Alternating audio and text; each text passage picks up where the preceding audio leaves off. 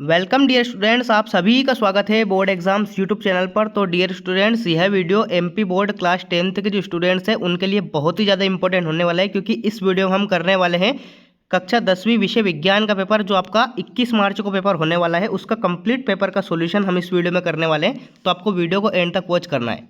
साथ ही में अगर आपने हमारे यूट्यूब चैनल को अभी तक सब्सक्राइब नहीं किया है तो आप हमारे यूट्यूब चैनल को सब्सक्राइब कर लीजिए, ताकि ऐसे ही वीडियोस की नोटिफिकेशन आपको सबसे पहले मिलती रहे। ठीक है, चलिए तो बिना किसी टाइम को वेस्ट किए शुरू करते हैं।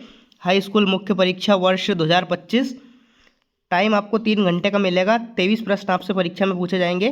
75 अंक का आपका पेपर होगा विज्ञान विषय का। ठीक है, चलिए अगर आप मेरे वीडियोस रेगुलर वॉच कर रहे हैं तो आपको 75/75 की गारंटी में दे रहा हूँ। ठीक है, चलिए तो बिना किसी टाइम को वेस्ट किए शुरू करते हैं। निर्देश आपके कुछ इस प्रकार से परीक्षा में पूछे जाने वाले हैं, तो आप इन निर्देशों को अच्छी तरह से देख सकते हैं। ठीक है, समय आपको 3 घंटे मिलेगा। पूर्णांक आपका 75 अंक होने वाला है। तो चलिए देखते हैं। पहला प्रश्न है आपका, सही विकल्प चुनकर लिखिए। पहला ही प्रश्न है आपका, कैल्शियम ऑक्साइड की जल के साथ अभिक्रिया कैसी होगी। ठीक है, तो कैल्शियम ऑक्साइड क्या होता है? कैल्शियम ऑक्साइड यानी कि CaO होता है। ये बिना बुझा हुआ चूना होता है। ठीक है, इसकी जल यानी कि H2O के साथ अगर अभिक्रिया कराएं हम, ठीक है, तो इससे भयंकर ऊष्मा निकलती है।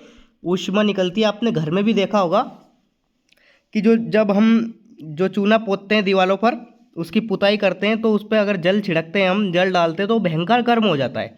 तो कैल्शियम ऑक्साइड यानी कि बिना बुझा हुआ चूना कि अगर जल से अभिक्रिया कराएं तो क्या बनता है? कैल्शियम हाइड्रोक्साइड बनता है, CaOH होल ट्वाइस बनता है, और इससे ऊष्मा निकलती है। तो ये कैसी अभिक्रिया हो जाएगी? ये आपकी ऊष्मा क्षेपी अभिक्रिया हो जाएगी, यानी कि ए ऑप्शन आपका इस क्वेश्चन का राइट आंसर आ जाएगा। ठीक है, एक्सोथर्मिक रिएक्शन इसे हम अंग्रेजी में बोल सकते हैं। ठीक है, तो इस प्रकार से आपको क्वेश्चंस के आंसर देना है। पहले में आपको राइट आंसर क्या लिखना है? ए ऑप्शन, यानी कि ऊष्मा क्षेपी अभिक्रिया। नेक्स्ट क्वेश्चन दूसरा है आपका, चमकदार अधातु है, तो चमकदार अधातु कौन सी हो जाएगी? आयोडीन हो जाएगी, यानी कि डी ऑप्शन आपको इस क्वेश्चन का राइट आंसर लिखना है। नेक्स्ट तीसरा प्रश्न है आपका, मनुष्य में वृक्क एक तंत्र का भाग है जो संबंधित है, तो ये संबंधित होता है उत्सर्जन से। ठीक है, सी ऑप्शन आपको इस क्वेश्चन का राइट आंसर लिख देना है। नेक्स्ट चौथा है आपका, मनुष्य में मादा जनन तंत्र का भाग नहीं है। मादा जनन तंत्र का कौन सा भाग नहीं है? अंडाशय होता है तो ये नहीं होगा, गर्भाशय भी होता है तो ये भी नहीं होगा, अंडवाहिनी भी होता है तो ये भी नहीं होगा। तो इसमें राइट आंसर आपको लिखना है शुक्रवाहिका, क्योंकि ये मादा का नहीं, ये नर जनन तंत्र का भाग होता है, इसलिए सी ऑप्शन आपको इस क्वेश्चन का राइट आंसर लिख देना है। नेक्स्ट पांचवा है आपका, मनुष्य में लिंग गुणसूत्र की संख्या कितनी होती है? तो मनुष्य में लिंग गुणसूत्र की संख्या होती है 23 जोड़ी।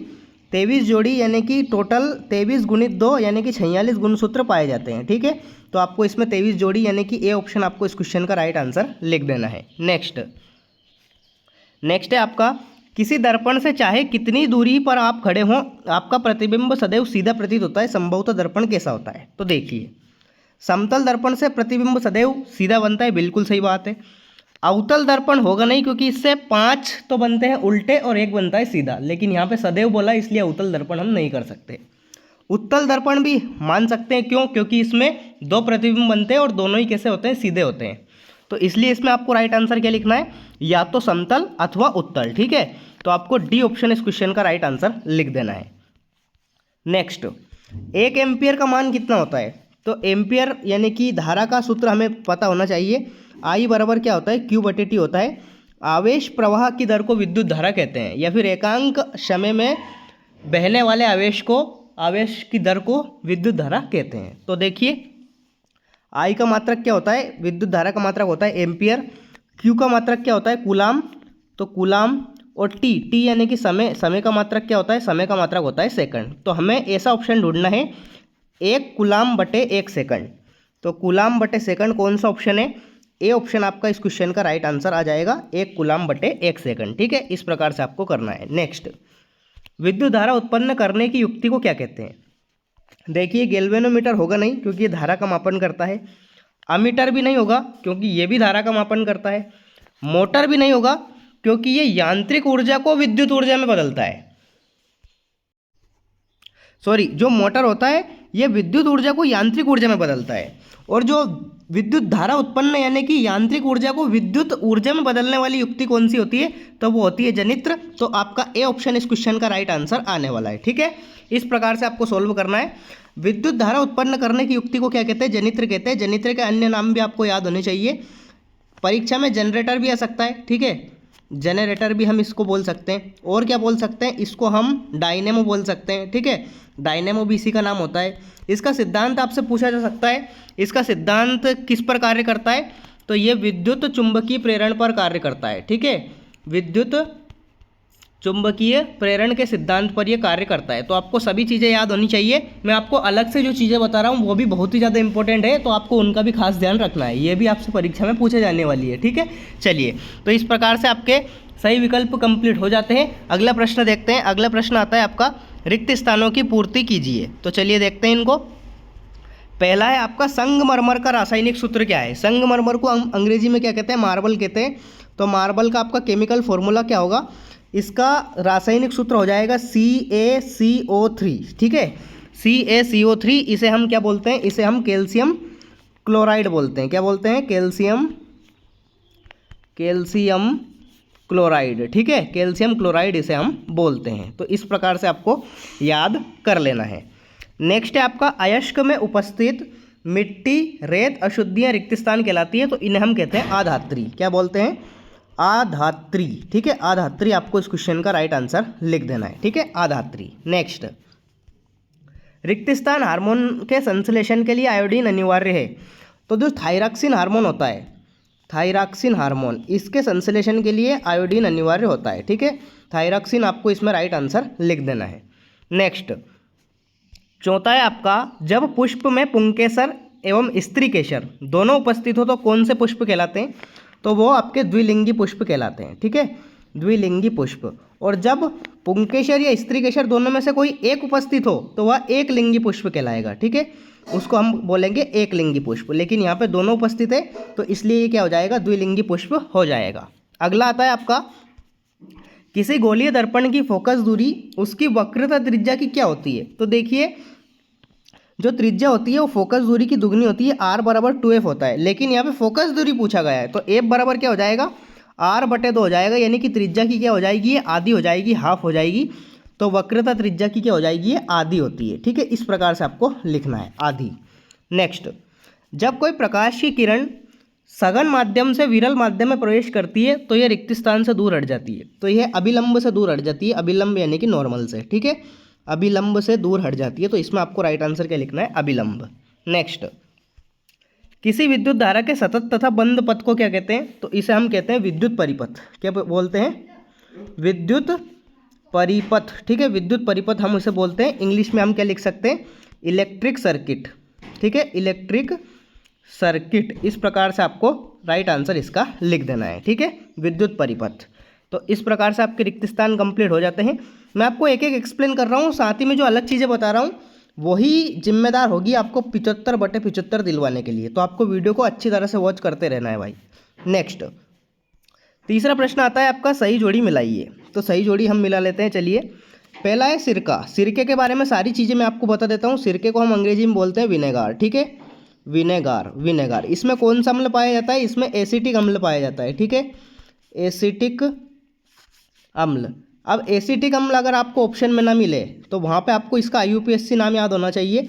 इसका IUPAC नाम होता है एथेनोइक अम्ल। ठीक है, एथेनोइक अम्ल। एथेनोइक अम्ल भी ऑप्शन में ना मिले तो इसका फॉर्मूला याद होना चाहिए। इसका फॉर्मूला होता है CH3COOH। ठीक है, CH3COOH। तो इस प्रकार से आपको सारी चीज़ें इसके बारे में याद होनी चाहिए। यहाँ पे कौन सा ऑप्शन दे रखा है, सिरके का।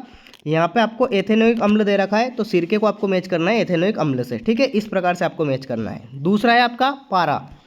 पारे के मिश्रण को क्या कहा जाता है, अमलगम कहा जाता है। आपने पढ़ा होगा। तो इसमें आपको राइट आंसर लिखना है अमलगम। नेक्स्ट, केंद्रीय तंत्रिका तंत्र क्या हो जाएगा, मस्तिष्क एवं मेरुरज्जु हो जाएगा। नेक्स्ट, अलैंगिक प्रजनन। अलैंगिक प्रजनन को आपको मैच करना है कायिक प्रवर्धन से। ठीक है, इससे मैच कर देना है। नेक्स्ट, प्रकाश का प्रकीर्णन। प्रकाश का प्रकीर्णन क्या होता है, टिंडल प्रभाव होता है, क्योंकि प्रकाश की किरणों को फैला देता है, सेम टिंडल प्रभाव की तरह। नेक्स्ट है आपका विद्युत धारा। विद्युत धारा को मापने का यंत्र कौन सा होता है? अमीटर होता है, तो इसको अमीटर से मैच करना है। लास्ट है आपका, पारितंत्र में ऊर्जा प्रवाह कैसा होता है? सदैव एक दिशा में होता है, एक दिशिक होता है, वन लीनियर फ्लो होता है, तो इसको आपको मैच करना है एक दिशिक से। ठीक है, तो कुछ इस प्रकार से आपको सही जोड़ी मैच कर लेना है। ठीक है, नेक्स्ट आता है आपका प्रश्न क्रमांक 4, CaOCl2 का प्रचलित नाम क्या है? एक शब्द या एक वाक्य में उत्तर आपको देना है। तो पहला पूछा गया है आपका CaOCl2 का प्रचलित नाम। चलिए इसको पूरा खोल के रख देता हूँ। सबसे पहले तो इसको हम क्या बोलते हैं? इसका प्रचलित नाम पूछा गया है तो इसे हम विरंजक चूर्ण बोलते हैं। ठीक है, विरंजक चूर्ण को हम इंग्लिश में क्या बोलते हैं? ब्लीचिंग पाउडर बोलते हैं। ठीक है, ब्लीचिंग पाउडर। ठीक है, ये तो हो गया इसका प्रचलित नाम। अब इसका रासायनिक नाम भी आपको याद रखना है। इसका रासायनिक नाम होता है कैल्शियम हाइपोक्लोराइड, कैल्शियम हाइपोक्लोराइड। ठीक है, हाइपोक्लोराइड। तो इस प्रकार से आपको सारी चीज़ें याद कर लेना है। नेक्स्ट दूसरा है आपका, पौधों में प्रकाश के अवशोषण के लिए कौन सा वर्णक उत्तरदायी होता है? तो ये आपके इसका राइट आंसर इसमें आपको लिखना है क्लोरोफिल। ठीक है, क्लोरोफिल उत्तरदायी होता है, तो इसमें आपको राइट आंसर क्लोरोफिल लिख देना है। नेक्स्ट, केंद्रीय तंत्रिका तंत्र की संरचनात्मक इकाई क्या है? तो इसकी संरचनात्मक इकाई होती है न्यूरॉन। ठीक है, न्यूरॉन आपको इसमें राइट आंसर लिख देना है। अगला है आपका, डीएनए का पूरा नाम लिखिए। डीएनए का फुल फॉर्म आपको लिखना है। तो डीएनए का फुल फॉर्म होता है डीऑक्सीराइबो न्यूक्लिक एसिड। क्या होता है? डीऑक्सीराइबो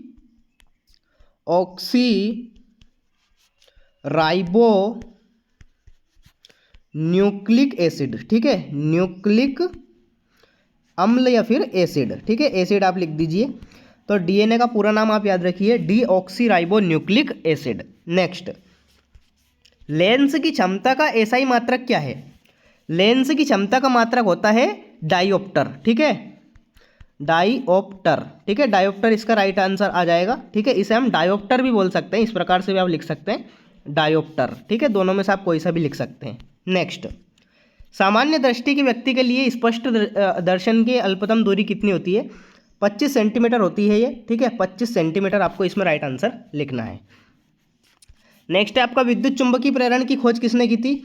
तो इसकी खोज की थी फेराडे ने। ठीक है, फेराडे ने, इनका पूरा नाम था माइकल फेराडे। तो आपको इसमें राइट आंसर लिखना है फेराडे। ठीक है, तो कुछ इस प्रकार से आपके ऑब्जेक्टिव्स पूछे जाएंगे, बिल्कुल ईजी होते हैं, केवल आपको इनके बारे में थोड़ा बहुत आइडिया होना चाहिए। तो मैं सारी चीज़ें आपको बताता हूं ताकि आप परीक्षा में 75/75 अंक प्राप्त कर पाए। ठीक है, चलिए अब देखते हैं अपन प्रश्नोत्तर जो है बिल्कुल ही बहुत ही ज़्यादा इंपॉर्टेंट होने वाले हैं ये, तो आपको इनको अच्छी तरह से याद कर लेना है भाई। सारे के सारे क्वेश्चंस मोस्ट इंपॉर्टेंट होने वाले हैं। तो चलिए देखते हैं।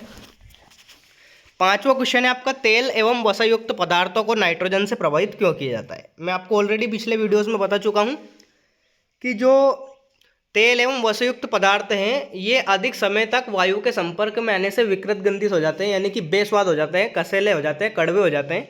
इसलिए इनको नाइट्रोजन के संपर्क में रखा जाता है। आपने देखा होगा चिप्स वगैरह के जो पैकेट होते हैं उनमें हवा भरी होती है, तो वो नाइट्रोजन गैस ही होती है ताकि वो खराब ना हो। ठीक है, अथवा वाला भी आप देख सकते हैं, जब लोहे की कील को कॉपर सल्फेट के विलयन में डुबाया जाता है तो विलयन का रंग क्यों बदल जाता है? नेक्स्ट, छठा प्रश्न है आपका, उभयधर्मी ऑक्साइड क्या है? 2 उदाहरण लिखिए। अथवा है आपका, आघात वर्धनीय एवं तन्य को परिभाषित करना है। 7वां क्वेश्चन आप देख लीजिए, साबुन और अपमार्जक में कोई 2 अंतर। अथवा इसका समजातीय श्रेणी क्या है? उदाहरण लिखिए। 8वां क्वेश्चन आपका, भोजन के पाचन में लार की क्या भूमिका है? अथवा इसका स्वपोषी पोषण के लिए आवश्यक परिस्थितियां कौन सी है और इसके क्या उत्पाद हैं? 9वां क्वेश्चन है आपका, कायिक प्रवर्धन के 2 लाभ लिखिए। अथवा इसका हाइड्रा में मुकुलन की क्रिया लिखिए। 10वां क्वेश्चन आप देख लीजिए, विभिन्नताओं के उत्पन्न होने से किसी चीज का अस्तित्व किस प्रकार बढ़ जाता है और इसका अथवा है प्रभावी एवं अप्रभावी लक्षण क्या है? 11वां क्वेश्चन आता है आपका, हीरे का अपवर्तनांक 2.42 है, इस कथन से क्या अभिप्राय है? अथवा है इसका उत्तल दर्पण की फोकस दूरी ज्ञात कीजिए जिसकी वक्रता त्रिज्या 32 सेंटीमीटर है। वक्रता त्रिज्या यानी कि आर दे रखी है आपको 32 सेंटीमीटर, फोकस दूरी आपको ज्ञात करनी है। तो एफ बराबर क्या होता है? R/2 होता है।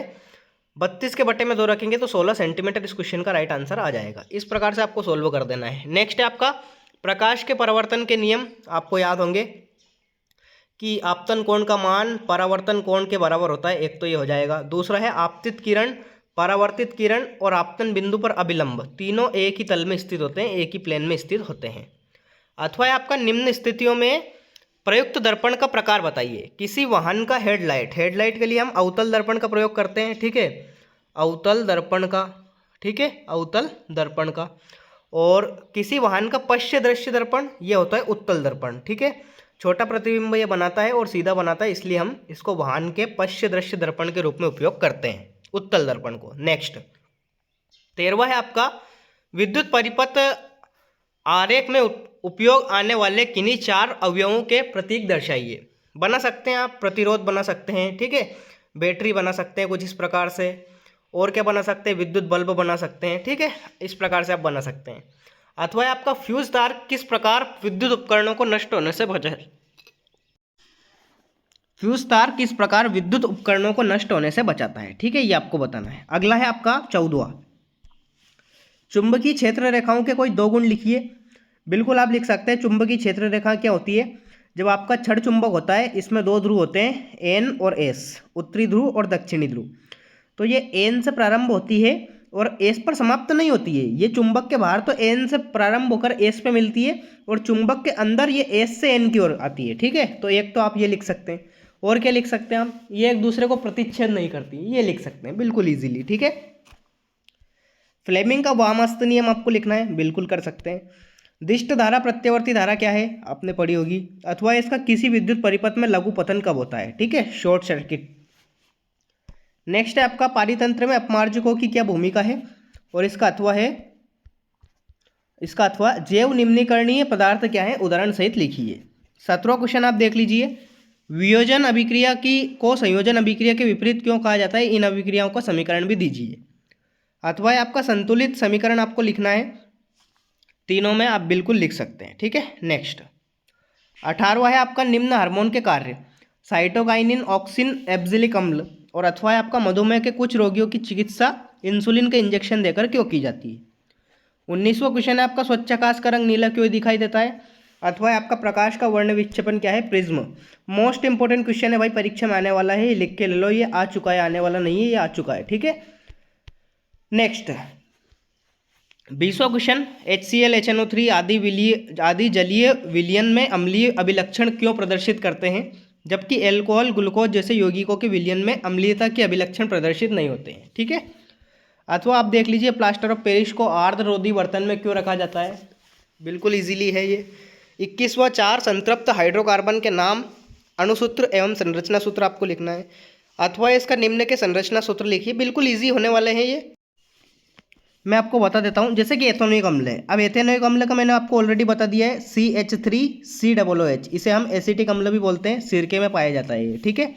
दूसरा क्या हो जाएगा, प्रोपेनॉल। प्रोपेनॉल मतलब एल्कोहल ग्रुप इसमें जुड़ा है, तो प्रोपेनॉल के लिए कार्बन हो जाएगा 3, हाइड्रोजन इसमें दुगने में 2 जोड़कर 1 घटाएंगे, तो 3 दूनी 6, 6 और 2 8, 8 में से 1 जाएगा तो 7, C3H7OH, इस प्रकार से आपको करना है। ब्रोमोपेंटेन, पेंटेन में कार्बन की संख्या कितनी होती है, मेथ, एथ, प्रोप, ब्यूट, पेंट, 5 होती है। हाइड्रोजन की संख्या कितनी हो जाएगी, ब्रोमो लगाए तो 5 दूनी 10, 10 2 12, 12 में से 1 गए तो 11, और ब्रोमीन मतलब Br, ठीक है, इस प्रकार से आपको करना है। नेक्स्ट क्वेश्चन है आपका 22वां, मानव के उत्सर्जन तंत्र का स्वच्छ नामांकित चित्र, और अथवा मनुष्य की आहार नाल का नामांकित चित्र आपको बनाना है, ठीक है। चित्र आपको अच्छी तरह से याद करना है, मानव नेत्र का आप याद कर लीजिए, मानव हृदय का याद करना है, प्रिज्म का याद करना है, न्यूरॉन का याद करना है, इनमें से आपका पूछा जाएगा।